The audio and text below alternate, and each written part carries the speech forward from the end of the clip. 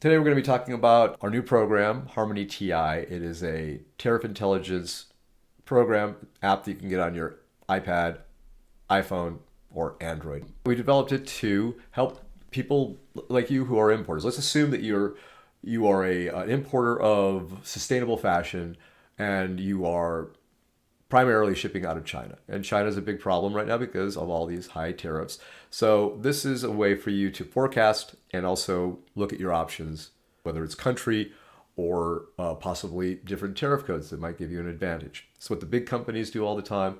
And I guess I'm trying to democratize it. So you're doing this, you're bringing in, let's say, on average, I did a little bit of research, and on average, they do like 12 shipments a month, maybe a container, LCL, something like that.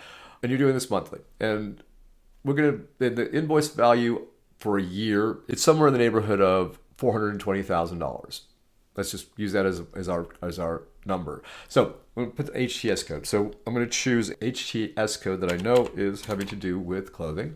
And this is men's and boys overcoats. Okay, you probably have things other than overcoats, but we'll use this as an example.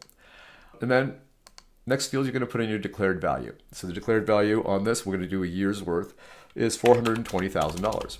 Okay, and then you're going to add some costs. And let's say that all of your costs to get that from there, your landed cost involves another $37,290. Okay, that's a strange number. That's what it's going to cost you.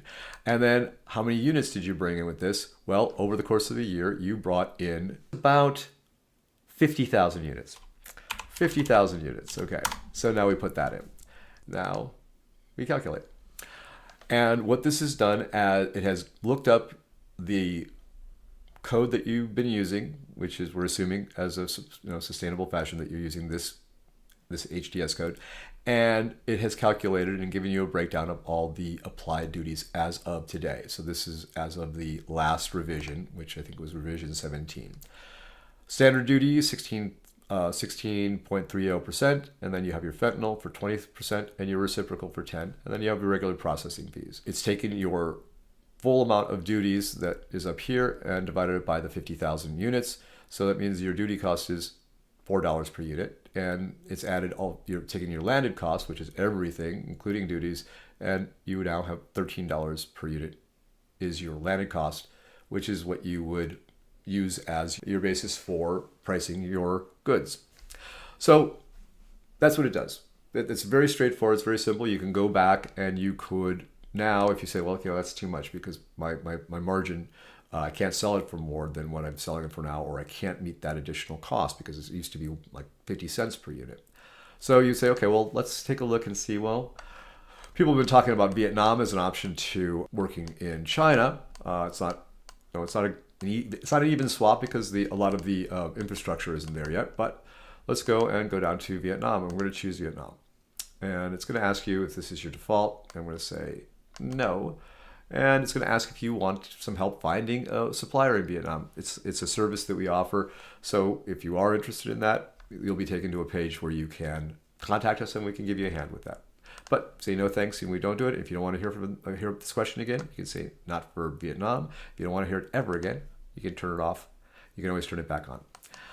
And so now we've changed it to Vietnam. We don't change anything else. Same dutiable amount, the same invoice value, same costs, because out of Vietnam, we might want to add like $1,000 because you would want to probably add your costs that you might spread over a number of years of moving your operation from, or your sourcing from China to Vietnam. But let's just assume it's another $1,000 and the same number of units, and we calculate it. So now this won't be apples to apples, in fact, so I probably should not do this, but okay, we'll look at that later. Calculate it. And now we look at this. Basically, you can already see that your standard duty rate is the same, 16.30, but you don't have your other costs. You don't have the fentanyl, and you don't have the reciprocal tariffs. Those are significant because they're more than double what the 16.30, right? And these are the same because they're in the United States, and here are your costs, right? Now you're down to $1. Even with those extra 1,000, you're down to $1 per. And your landed cost is 11. I think it was like, 19 or something like that before? You can actually look at that. So basically you can say this actually automatically. You want to see what it was before? We're going to go back down to here and we're going to look at what it was before. And Yeah, it was a lot more.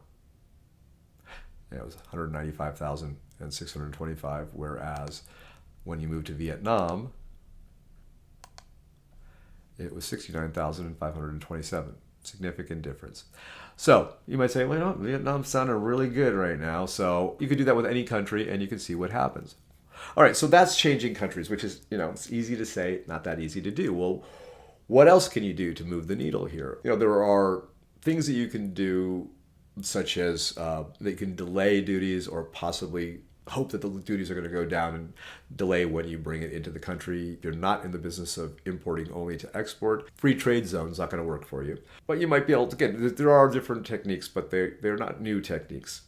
But there is one that isn't new, but is used a lot by large companies. And that is called what they call tariff engineering. I'm calling it tariff intelligence. The reason I'm not saying engineering is because the big companies do have a lot of people helping them. They can afford to have a room full of brokers and a room full of trade attorneys trying to figure out whether they can fit their particular commodity that's in one group into a classification that is a lower duty rate.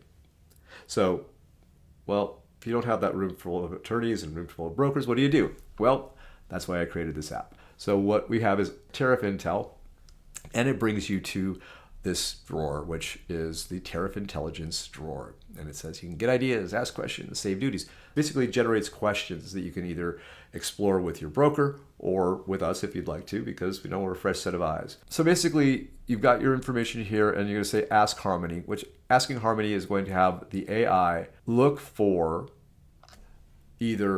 first it's going to look for anything that's in the same chapter, the same heading. The first two digits establish a chapter, which is clothing, and maybe specifically to other things. Again, chapters, there's 35,000 lines in the HGS code, so 35,000 different possibilities. So we're going to click on that, simple as that. We're going to click on, and then it will come up with these results. So what's the first result here? We've got, it's the same code except for instead of saying 11, it's 20. And you can click on this and you can get the details. And this will bring up a similar calculation, but it will be a comparison between the code you're using and this possible code that would work. And again, you can look at it and see why it's a little bit different. This one says car coats, this one says car coats, this one says cloaks, and this one says similar coats, and we can get into the details of that. But what you can see is the difference is about 7%. It's actually 7.1%, actually 6.9%. And then this is the duty undeclared value under this, 68,000, and this is it under this code. So basically you could save just shy of $30,000 a year on that value. Now, so the standard duty, it's just showing you what it was. So most of this is exactly the same. So you got a difference of lowering your duty cost by 6.9% by basically, if you can, reclassify to this code. And then basically just more information about that, how it was scored, what was the idea, what did the AI use to look this up? And it's called semantic reasoning, which is looking for matches. First, it looks for matches that are pretty easily identified. But then it will move on, and we'll talk about that in a minute, to more interesting. And that's why I've labeled it interesting. And now we're talking about things that are in different chapters. There is another chapter, 61, that has these. Again, it's very similar description, but it's a little bit different because it has more specific things in it. And I got to make this so it shows everything. So for instance, this one is including windbreakers. Why they have one that just includes windbreakers, I don't know, but I can tell you it's not that much difference, but it's showing you this because it is lower, 0.3%. I mean, look, if you can pay lower, you should pay lower, right? So it doesn't make any difference what the difference is. What a difference in the difference, but the difference is the difference. Okay, so basically this is a pretty high score, 0.73 out of 1. This won't be there. All right, so that's 1. So these are the ones that are kind of a little bit more of a stretch. They don't look like a stretch here, but what they are is they're not in the same chapter. And that's the thing. I mean, like, you're a sustainable fashion importer.